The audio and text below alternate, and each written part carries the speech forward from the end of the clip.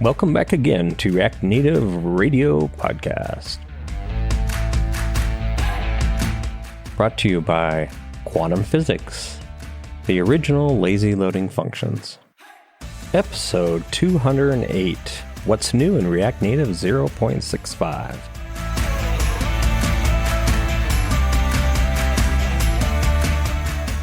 Okay, I need to hear this story. John Major was talking about this incident that happened before we started recording, and I'm like, okay, wait, no, we need to do this for the audience. We need to share this with the audience. So I actually have not yet heard this story, but I heard the first few seconds, and I'm like, this is gold.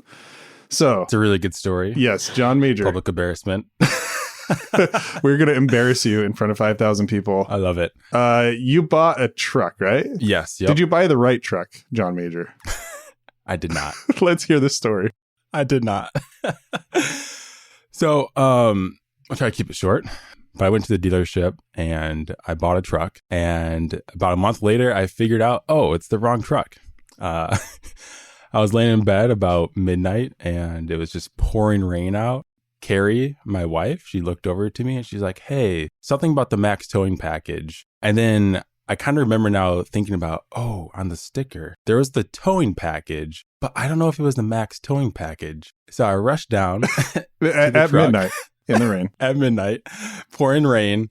And I pop open the glove box and I look at the sticker and like, I just, wanted to cry because it had the towing package, not the max towing package. But what's the difference? Like, what are you missing out on here? So I'm missing out on quite a bit of payload for the truck itself, and then the trailer capacity also. Oh, wow. So it was like, I want to say a few 100 pounds in the cabin that I was missing out on, and then a few 1,000 pounds that I was missing out on for towing. Yikes. A trailer. So yeah, that was terrible. Okay, so back up here a second, because how does this... Oh, well, first off, what truck is it? Like, what year, what kind? Yeah, it's 2021 F-150. Ford F-150, okay. And yep. Had you already like looked at a truck that had everything you wanted and then just went to the wrong one on the lot? Yep.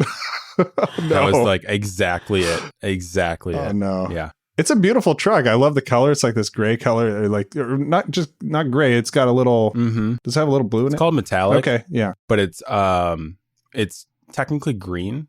And if you are standing pretty far away, it does look like a metallic, like a grayish color. Now, when you first said you bought the wrong truck, what I pictured in my head was like you meant to get the like extended cab and you got the crew cab instead. And I was like, John Major, how did it take you a month to realize I was just so excited about it? Wrong truck. The towing package makes a little more sense because you can't see it. Yeah, that's true. Yeah, it's all in. To be honest, when I bought my Jeep Wrangler, I have an 07, like the 4-door, the unlimited Jeep Wrangler. I bought it. I'm not the type that does a ton of research before I do, well, anything, but the Jeep Wrangler, I didn't research a lot. I found out actually just recently, I've had this for like 5 years now, found out recently I could have ended up buying something that looked identical, but that had like almost no towing capacity whatsoever. It's like the difference between 2,500 pounds of towing capacity or 700. So 700, you can pull like maybe a jet ski or something. Like that's it. I think your tractor could pull I think more. my tractor could pull more. But I somehow randomly chose the one with more towing capacity. So my accidental purchase worked out in my favor. In your case, not so much, unfortunately. No. So now what do you do? What's the plan? Yeah. So thankfully I went back and I basically was like super level headed. And I said, hey, like, I made a mistake. And they were cool about it. And they're going to fix it. So they're actually taking back the truck full price for what we paid for it. Final price. Yeah. Yeah. It's Kunis Automotive. So anyone who's listening, definitely go check them out. In Milwaukee or in Delavan. So Wisconsin. It's not too far away from me. Yeah, Delavan, Wisconsin. Hey, they got some free advertising out of the deal. I know, right? Yeah, for real.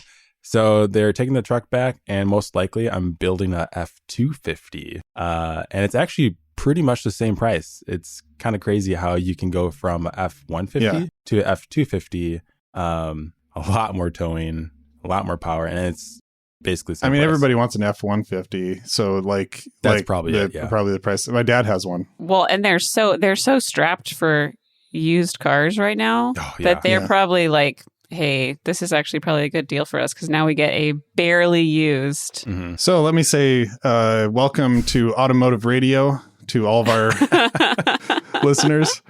Instead of normally sports radio, I guess. I actually had a sports intro, but I am not going to touch that one today.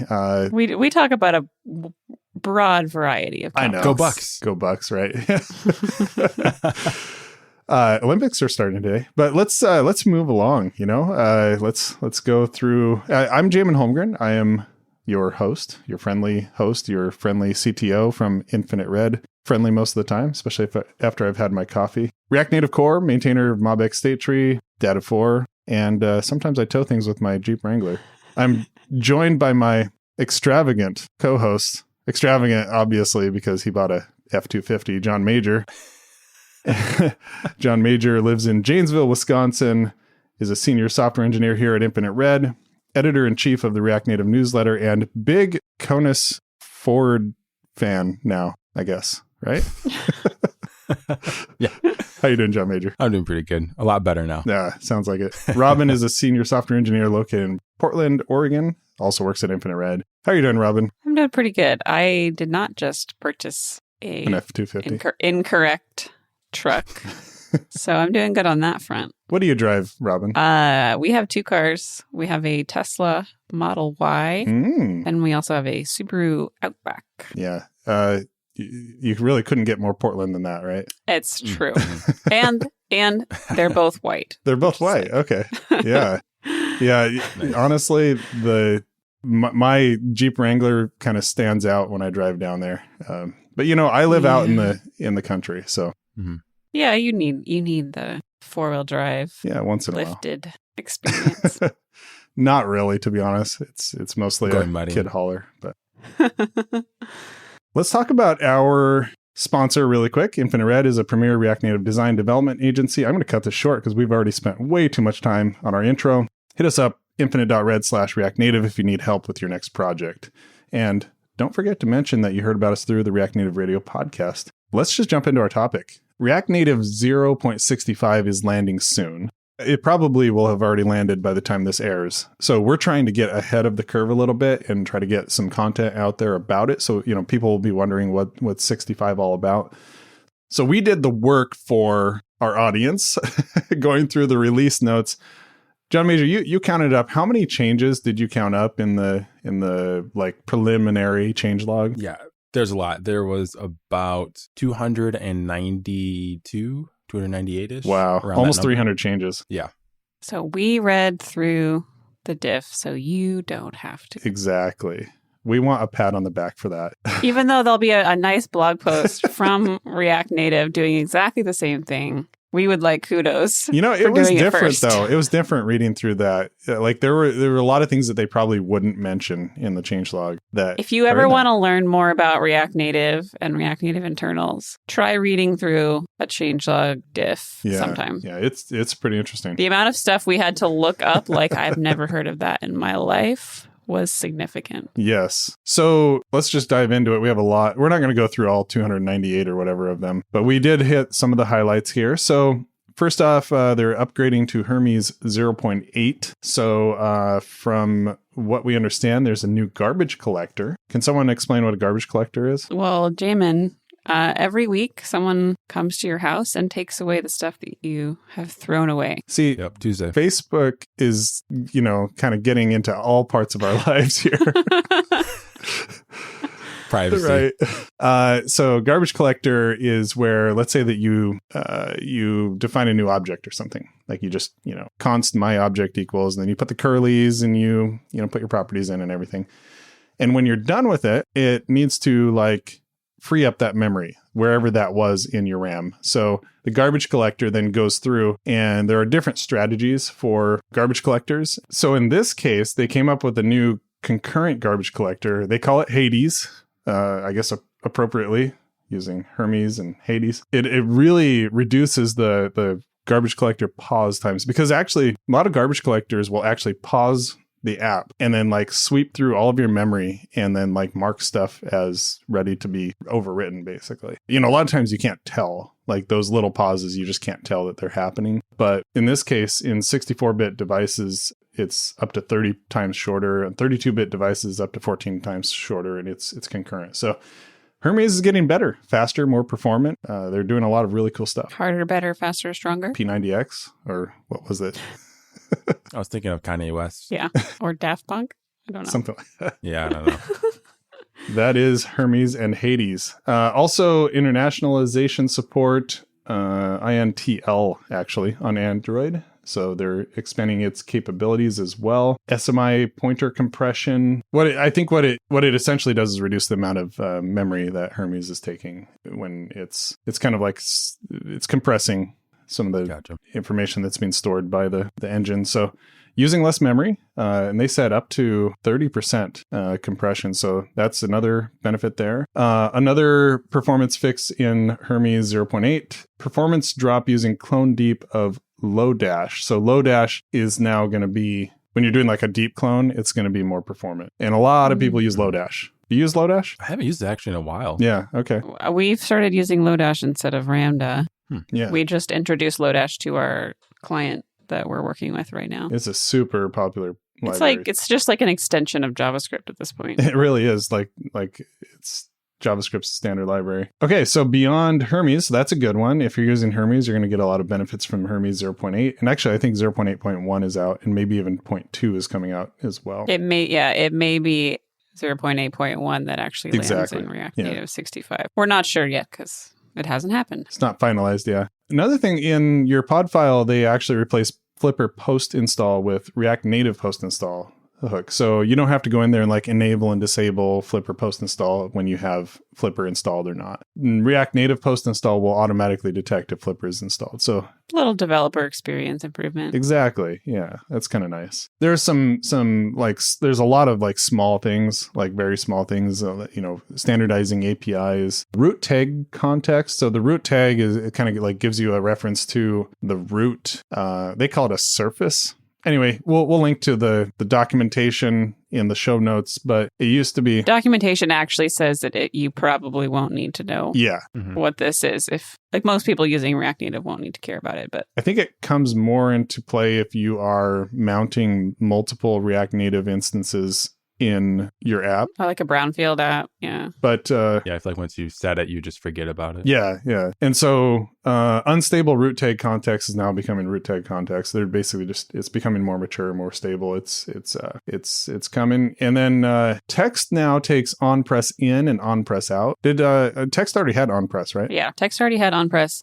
Normally you would just like wrap a text component in a pressable. But there are rare cases, where you actually want the text itself to be pressable. And so there was always an on-press prop on text, but now there's just a little bit more of that pressable experience with on-press in and on-press out. So yeah, just a little quality of life there for the text component, gives you a little more flexibility. There are some internationalization enhancements, not anything super big, but now accessibility, there are actually many improvements. Yeah, there's quite a few sort of small, like developer quality of life improvements and like accessibility user improvements. What are some examples of what landed? So on Android, TalkBack now announces unselected if you've changed the accessibility state selected property to false. Oh, so like you could have you could have some sort of a component, or some sort of a component that you're in a selected state, and then when you change it to selected false, then it'll announce that it's been unselected. That seems important. Yeah. So that's an Android change. There's a few other things like disabling the accessibility state when the touchable or touchable without feedback are disabled. Oh, so that would come into play Like you're disabling something and then it automatically tells the accessibility features that, hey, this is now disabled. Right. Yeah. Okay. Yeah, exactly. Yeah, some small things like that. There's some new examples on the accessibility API page. If you're looking for that, I've been in search of a lot of accessibility examples recently for the project we're working on, so that's cool. A little bit of a teaser. We are planning to do a full accessibility episode in the future, and Robin and Mazen and John Major are all. They don't know who Mazen is. I shouldn't just assume. Yeah, so Joe, everybody knows Joe. Yeah, Mazen's one of our developers. Robin and John Major, though, you all know, and they're working on a project that has a lot of accessibility requirements. And so we're going to have a whole episode about that once we're ready to kind of dive into that, but we're not there yet. Yeah, and so we also have removed accessibility info.fetch, is screen reader enabled instead. So these are things that I feel like a lot of these things might hit libraries more than your typical kind of app development, but then I don't know, like maybe they will. I guess you'll all like find out when you're working within your current app. Yeah. But it's nice to know that they're sort of constantly trying to improve the surface area of the accessibility features in React Native. So yeah, exactly. That's really important. There's also another thing here. This is moving beyond the accessibility side. Add a sticky header hidden on scroll option to keep the sticky header hidden during scrolling. The problem is very self-explanatory. Sticky header. When you scroll, hide the sticky header. So is this something... That's some good naming right there. Right, exactly. And only slide in when scrolling up. So this is kind of an interesting one. I think this is a fairly common affordance, like having the header slide out of the way when you're scrolling down. And then when you scroll back up, then it actually like comes back into view. And I believe you can invert that as well. Okay, that's interesting. That would be a little bit less common, I would assume. Unless if you're Safari with their search. I believe it has, in the new update that's coming, search is coming to the bottom of the screen and not the top of the screen anymore. Oh, really? More reachable, I suppose, but... Yeah, I guess so. Is there a reverse option for that? Like if you only want the header to appear while you're scrolling? I don't know. I feel like iOS Safari does that. I feel like if you're statically just like sitting on the page, you can't see I guess it's a footer, and you have to scroll in order to get the footer to show up. Oh, yeah. So, makes all kinds of sense. Is there a reverse option? It's complicated. It is. We do have more customization of styles for the date picker on iOS. So I don't know how often you have to update your date picker. Actually, do you often, like for dates, are you building custom components usually, or are you using the date picker? Mostly I've used libraries for the most part. Oh, okay. That probably use under the hood, yeah. Date Picker iOS, but I don't think I've ever used Date Picker iOS directly. Yeah, so now there's a prop for the date picker styles on Date Picker iOS. Flipper has been updated by our friend Michelle Weststraight to 91.1 or 0.91.1. Facebook seems allergic to going to 1.0, but 0.91 for Flipper. Yeah, I don't think it's ever going to happen at this point. Reminds me of a game that I bought pre-release for back in 2014. It is still in alpha and actively developed the whole time. It's called Star Citizen. It just seems like a fear of commitment. I mean, their problem was they took on too much. Like they took on this massive, like, we're going to make a whole world and you can explore any part of it.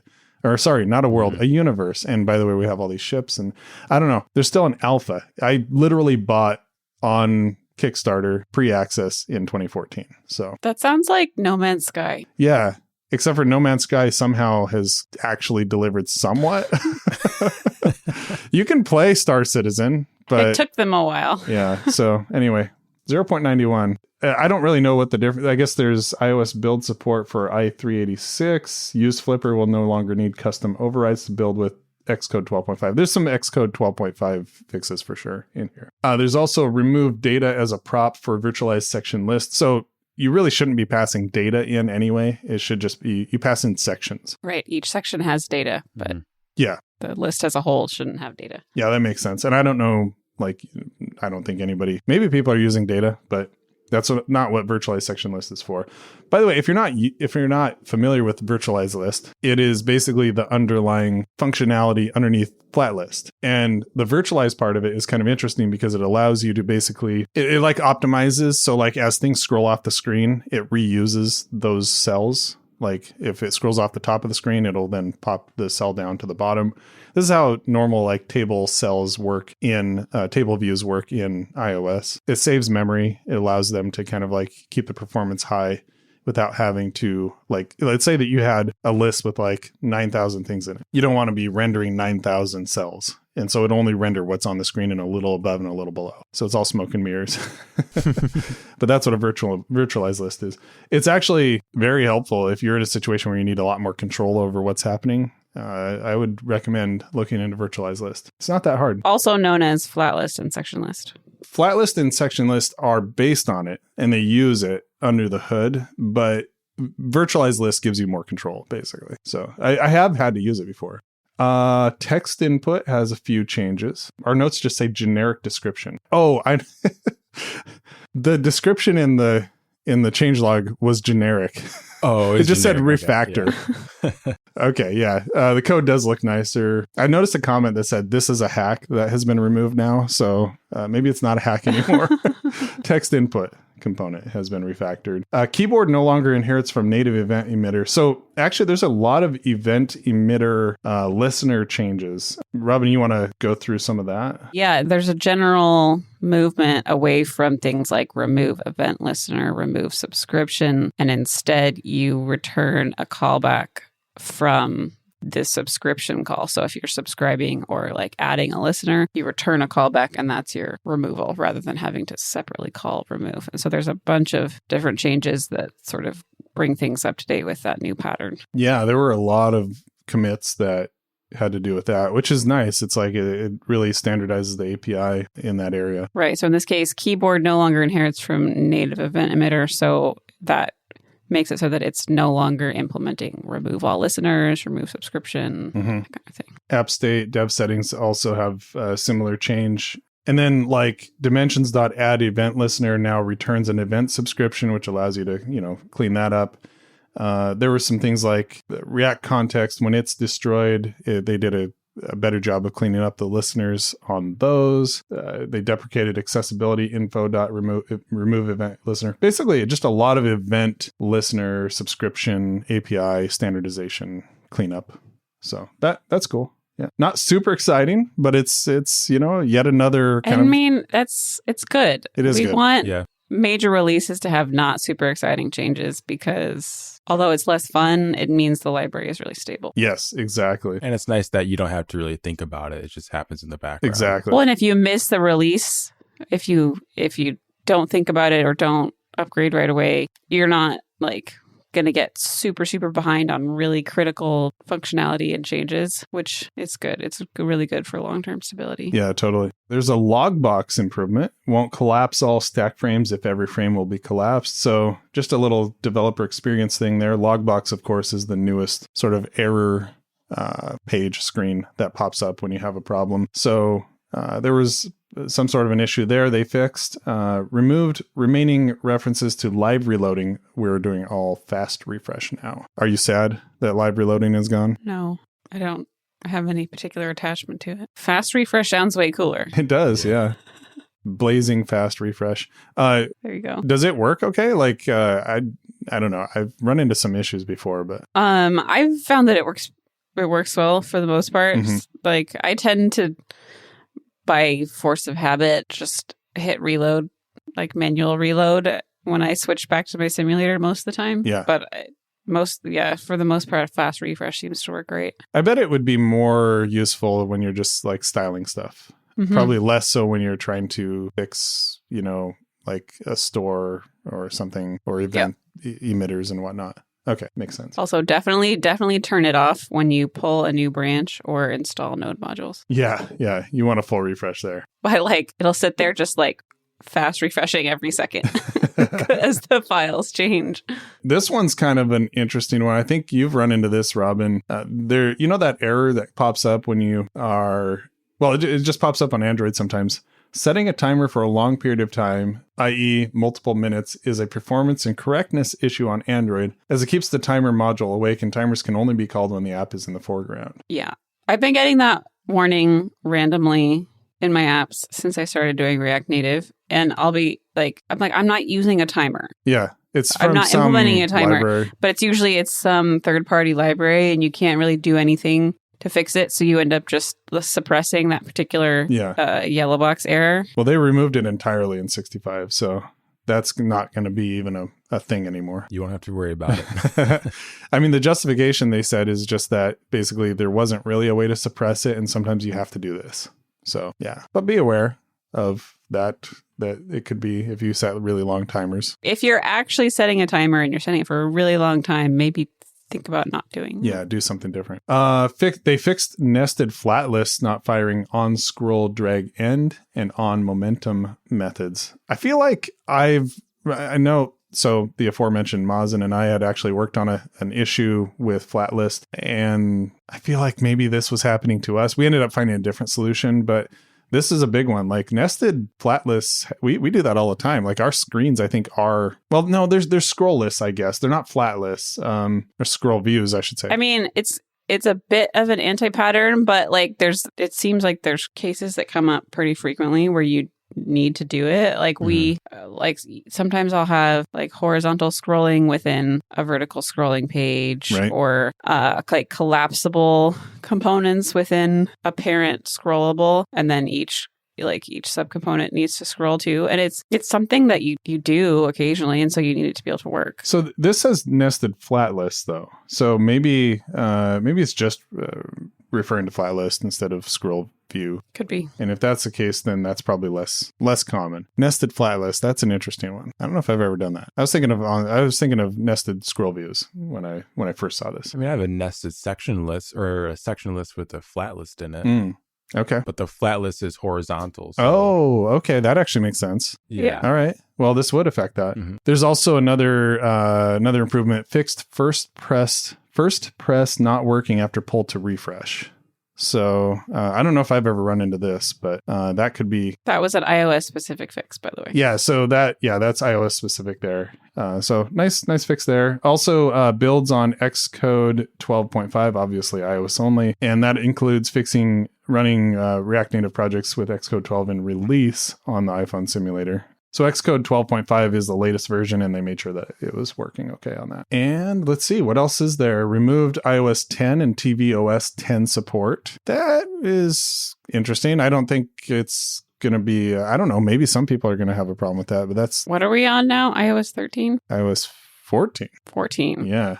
Yeah. When did... iOS 10 is pretty old. iOS 10 came out in 2016. So that's 5 years old.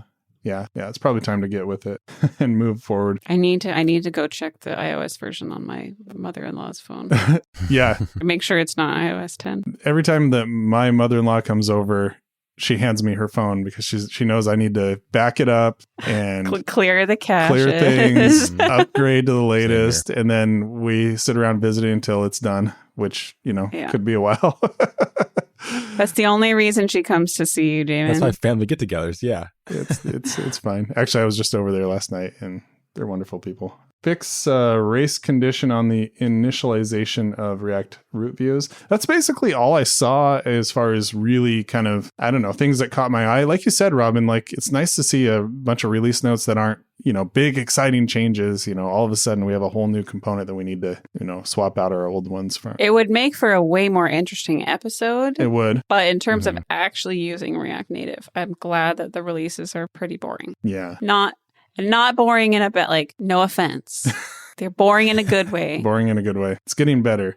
So from my perspective, it looks like React Native 0.65 is going to be a relatively less painful upgrade. Does that seem like it to you both? I would guess so. I don't think there's... The only breaking change is the Hermes upgrade, I think. Hermes, and then also that Flipper post install, changing that to React Native post install. That's a pretty easy change. I guess we'll have to see. Of course, this episode will air probably after it's been released. If not, then it'll come out fairly soon. It's not totally finalized, so there is a possibility something else will come in, but I've been watching the core team conversations in Discord, and there isn't really anything else that's on the list that needs to be merged in, at least not anything major.